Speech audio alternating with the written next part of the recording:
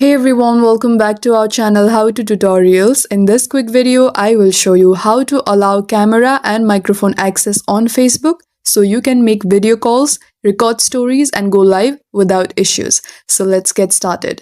First, go to your phone settings. Scroll down and find this option called Apps and tap on it. Now use the search icon at the top right and search Facebook. Next, tap on Permissions. This is where you can control what Facebook has access to. Tap on Camera. Now select either Allow Only while using the app or Ask Every Time. This will enable your camera access.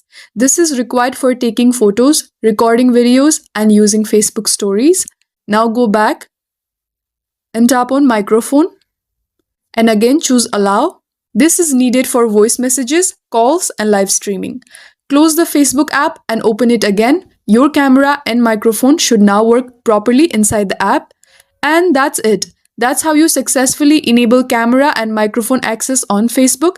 If this tutorial helped you, don't forget to like, share, and subscribe for more quick and easy tech tips. Thank you for watching, and I'll see you in the next one.